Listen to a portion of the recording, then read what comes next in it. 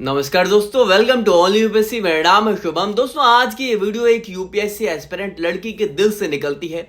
यह सच कहूं, दिल से तो निकलती है भाई, और सीधा यहाँ पर दिल पर लगती है।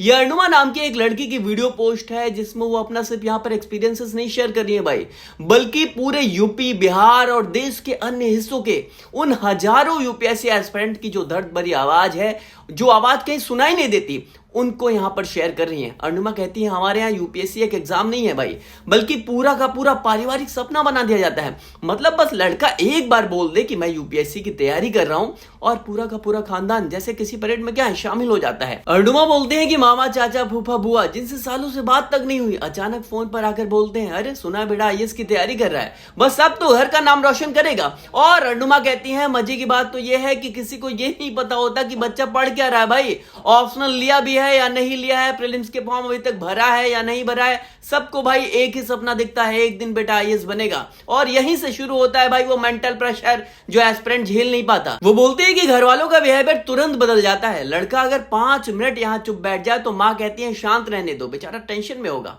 अगर पानी मांग ले तो पूरी जो फैमिली है वो दौड़ कर ले आती है, जैसे कोई महायज्ञ चल रहा हो। अर्नुमा कहती है कि उसे देखकर कई बार हंसी भी आती थी और दया भी, क्योंकि भाई वो लड़का कई बार सिर्फ यहां रील्स देख रहा होता था, और बच्चे क्या है, बच्चे ये सब चीज कर रहे होते हैं, और घर वाले समझते हैं कि स्ट्रेटजी बना रहा है बच्चा यूपीएससी के लिए। और भाई फिर कहानी यही नहीं रुकती, बात सीधी शादी तक पहुंच जाती है। अर्नुमा बोलते हैं कि भाई मेरे इलाके में तो लड़की वाले खुद आकर बोलते हैं कि हमारी बेटी आईएएस एस्पिरेंट आपके बेटे के लिए परफेक्ट रहेगी। और फिर दहेज में वो जो गिफ्ट वाली बात बोलकर लिस्ट बना दी जाती है, गाड़ी, मकान, गहने। अब एस्पिरेंट यहां पर मेंस तक नहीं पहुंचा है, पर घर वाले उसके लिए 3 फ्लैट बुक कर लेते हैं।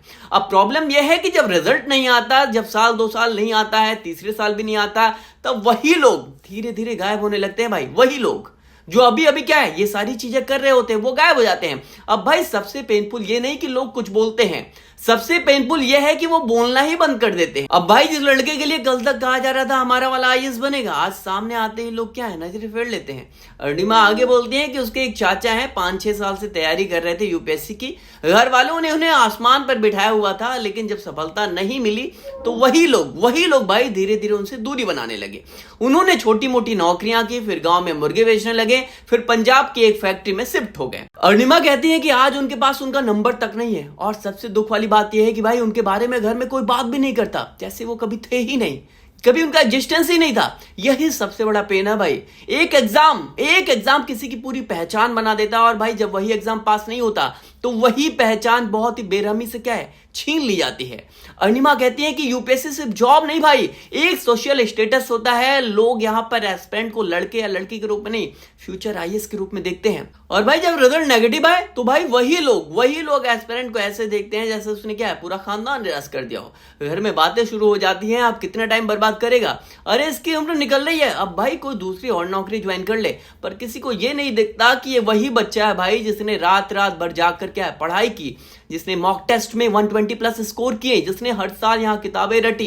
ये किसी को नहीं दिखता भाई। एस्पिरेंट के अंदर क्या तूफान चल रहा होता है, ये किसी को नहीं देखना है। अर्निमा के वर्ड थे, असफलता के बाद सबसे बड़ा जो दर्द होता है वो रिजल्ट नहीं होता, समाज की चुप्पी होती है। और यही सच है भाई लोग सेलिब्रेशन के लिए तैयार रहते हैं, लेकिन डाउनफॉल के समय कोई नहीं आता भाई, ये क्लियर है। लेकिन दोस्तों एक बात मैं यहां साफ कहना चाहता हूं, एकदम क्लियर, यूपीएससी एक ग्रेटेस्ट एग्जाम है, कोई शक नहीं, कोई दो राय नहीं, पर ये किसी की पूरी जिंदगी नहीं भाई, ये लिख कर रख लो। ना अर्निमा की जो लाइफ थी वो खत्म हुई, ना उसके अंकल की जो चाचा थे उसकी लाइफ भी खत्म नहीं हुई। और भाई सच्चाई तो ये है कि किसी भी एस्पिरेंट की लाइफ यूपीएससी से खत्म नहीं होती। देखो भाई, किसी एक एग्जाम से इंसान की कीमत तय ये नहीं होती भाई। अगर आप एस्पिरेंट हैं या कभी रहे हैं तो इस बात को दिल पर लिख लो भाई, आपकी वैल्यू यूपीएससी के रिजल्ट से तय नहीं होगी, बल्कि आपके हार्डवर्क से होगी, आपके कैरेक्टर से होगी, आपकी सोच से ये तय होगा कि ये आपकी असली जो आइडेंटिटी है वो क्या है भाई।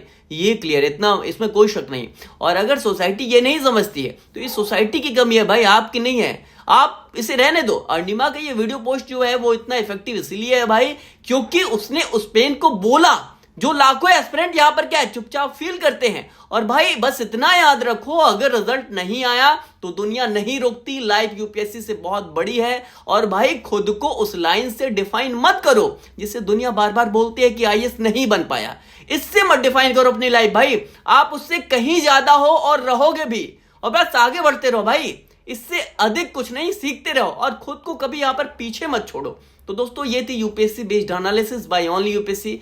मैं हूं शुभम, मिलते हैं अगले वीडियो में। Till then keep learning, keep questioning, bye bye.